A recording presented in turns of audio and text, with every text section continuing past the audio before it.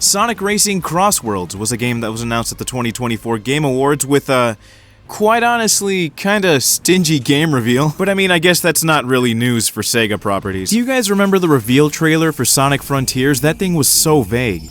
So vague, in fact, that we still don't know what this symbol means! But to give credit to Sega this time, we're getting news on this game only shy of about 2 months after the reveal trailer. And yeah, this is way better than the first one. It's not even close, really. The first one was just Shadow hopping in a car and then going into a portal with his car. Title drop.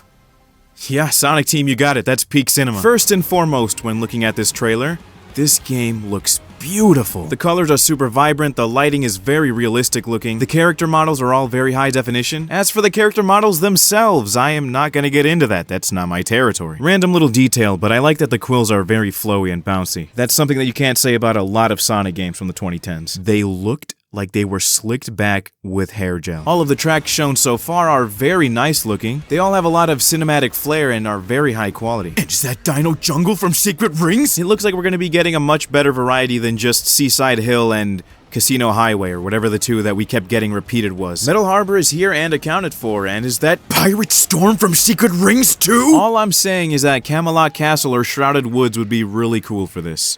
You know, Sega, if you're taking suggestions. This one seems to drop the team gameplay from Team Sonic Racing, which was not very long-lived. But if I can speak honestly, I am pretty glad the old gameplay is back. I would have personally loved to see the Riders formula come back in full swing, but if they were gonna make another entry in the Sonic Racing series, I'm glad it was like this. The transforming vehicle mechanics from Sonic and All-Stars Racing Transform seems to be back too, but this time, the character you choose doesn't lock you to a certain car like it used to. Do you remember in the first Sonic All-Stars Racing, where if you wanted to play as Tails, you had to drive this weird little plane thing? Dude, why are you driving a plane? We're on the ground. Well, now Sega decided to make the system a little bit more like Mario Kart. Instead of being locked to a single vehicle per character, now you can choose whichever one you want and choose the color palette. Which is, yeah, another great decision. But it doesn't end there. You don't just get a bunch of car bodies that you can choose from. You also get to choose from extreme gears. Yes! After 2.5 decades of not seeing these things, they are back. But I don't think they're gonna be back in the way that everyone might think they would be. These extreme gears are not gonna have the same gameplay as they did in Sonic Riders. They're gonna have the same controls and gameplay as standard Sonic racing games, with maybe some alterations in how they handle. Again, similar to how Mario Kart handles things by separating things into bikes and carts. So yeah, they are back, but they're not gonna control like they used to. And I think people need to accept that before the game comes out and they get mad. Not me though.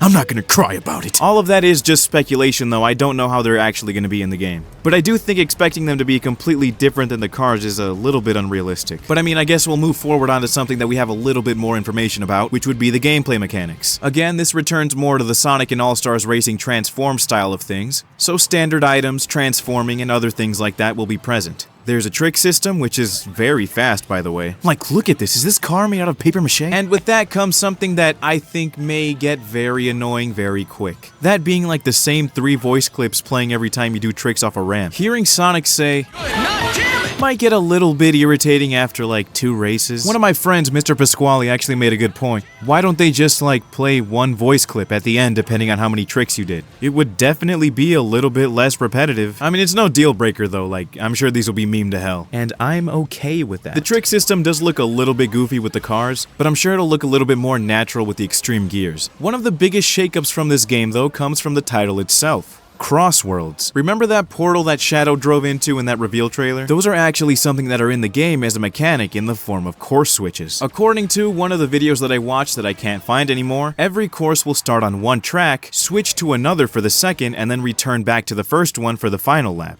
And I think this is a very cool mechanic, because it means that every race is unique. The standard racing game / Mario Kart style of doing things where you only choose one track per race is fine, but mixing it up like this mid-race makes things a whole lot more refreshing. And I think it definitely has the potential to create some fun and chaotic races. And although this is a cool mechanic, I do think it would be nice if they included a single track racing mode. just to like avoid alienating new people, you know? Like, could you imagine Abuelita playing this multi-track race? She would be in shambles. And on the topic of the word Crossworlds, it is confirmed that this game will have DLC and that part of it will be characters from IDW and Sonic Prime, which a lot of people were already speculating because of the text that was used in the logo. And I think this also could be very cool. It makes me wonder if the actual voice actors from Prime are going to be in the game, or if they're just going to go with the standard English cast and just, you know, make them voice the Prime characters. All of the voice actors that are in Prime are very talented, and I like their takes on the characters. I especially like Ian Hanlon's Shadow and Brian Drummond's Eggman. And I don't really keep up with IDW that much, but I do think some of the characters are cool. So yeah, there's just a lot of possibility for a lot of different things here. But this does open up the door, as if they put in other Sega properties, it would be like a return to form for the All-Stars formula. Or at least the formula of picking the characters that are going to be in the game. So, Sega, can we get her in, please? Our roster of characters is already looking pretty nice. We got all the standard characters, plus Sage. Nice to see her back in her Giganto car. Girl, what is that thing? And we also have Jet the Hawk back. I didn't play Team Sonic Racing or Transformed all that much, so I wouldn't know if he was in those games, but I don't think he was. So it's cool to see him back here with his extreme gear. As of right now, we don't know the price or the release date, but we do know this. It's already on my wish list and it'll be pre-ordered the moment it goes up on Steam. If I have money at that time. This is shaping up to be possibly the best Sonic racing game ever. It has a lot going for it, and I really hope Sega supports it for more than like 2 months. While I still think Mario Kart 9 is gonna blow it out of the water, I do think Sonic Racing Crossworlds has the potential to turn some heads. All the gameplay looks super fun, mechanics look really nicely implemented, and every feature shown off so far looks really great. Oh, and it's cross-platform. I forgot to say that.